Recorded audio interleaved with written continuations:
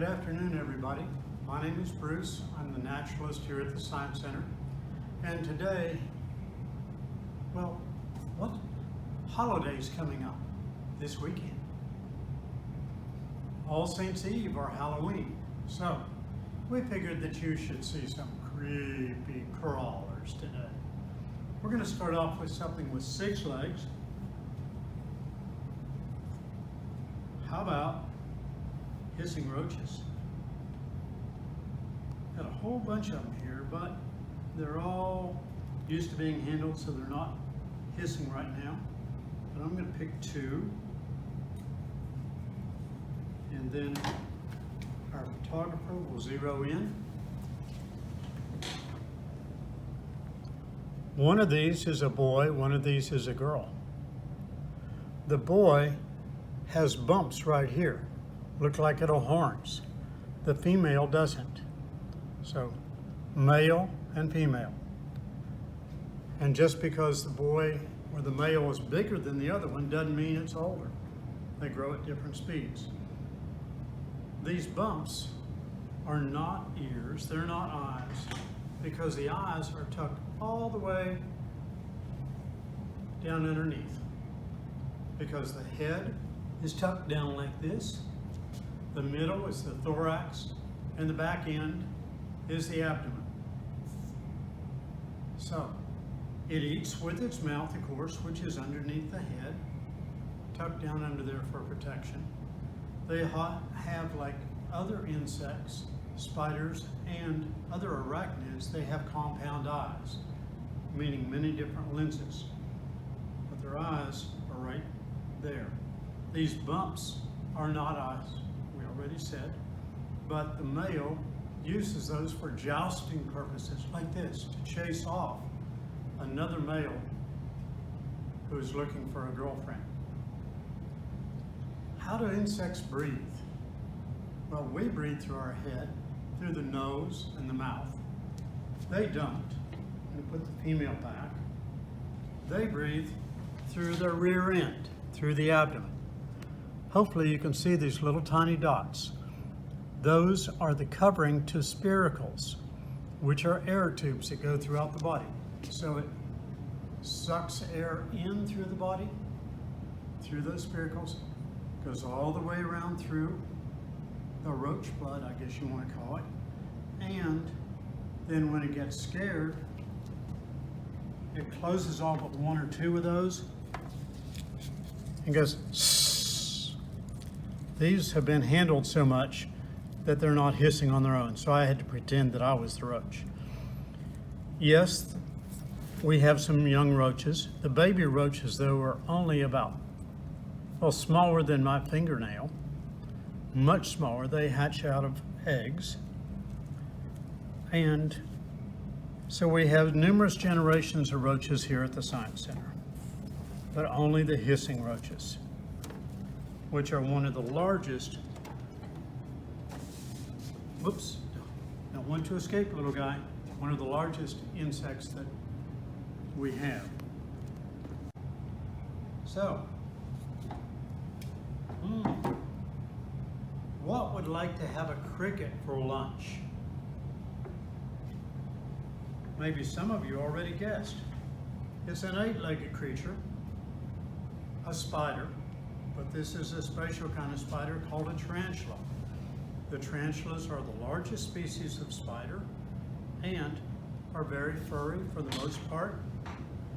If you get up close, you can see that this one's kind of pinkish rosy red. So this is a rose-haired tarantula from South America, from the Amazon. Let's count legs. 1, 2, 3, 4, 5, 6, 7, 8, 9, 10.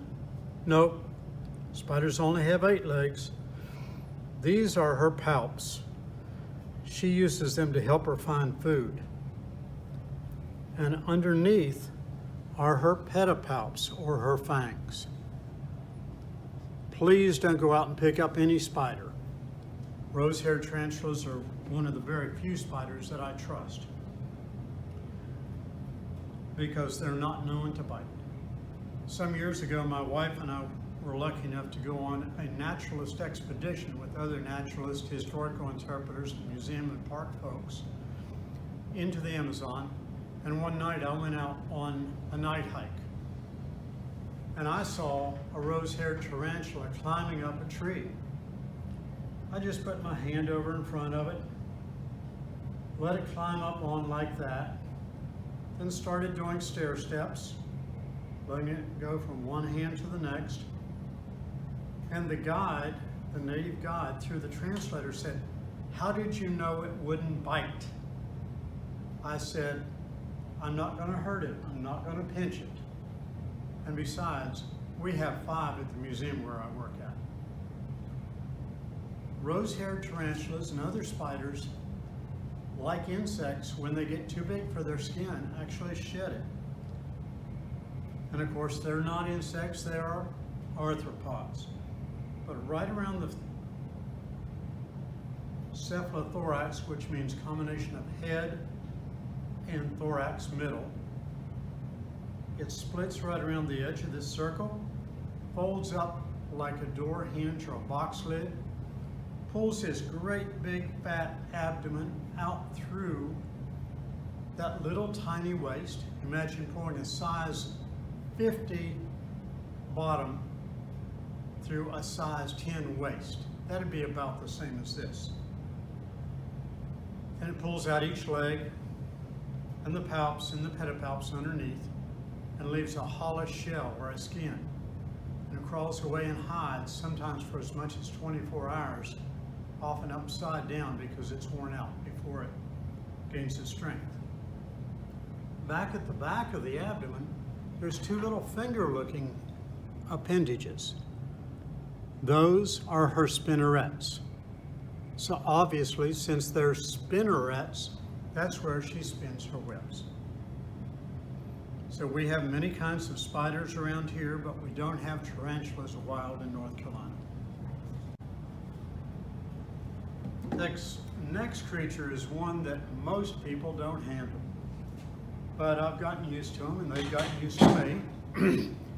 This is a black emperor scorpion from Africa, and rainforest is where they live. Most scorpions would sting, so don't go out, if you're ever lucky enough to see a scorpion, never go out and pick one up, because some of their stings is worse than a big bald-faced hornet. How many legs does our scorpion have? 1, 2, counting the claws, 3, 4, 5, 6, 7, 8, 9, 10. 10 appendages. And what's on the tip of its tail?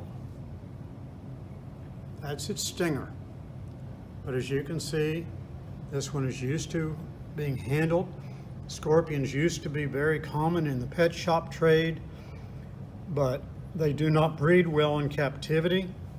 And many areas where they're found, it's now illegal to gather them. So we're lucky to have this one. Now, we'll turn it around. And if we can, let's look at its face. It's got compound eyes that are very small right there and there. And here's its mouth. And the really cool thing about all scorpions is the way they catch their food.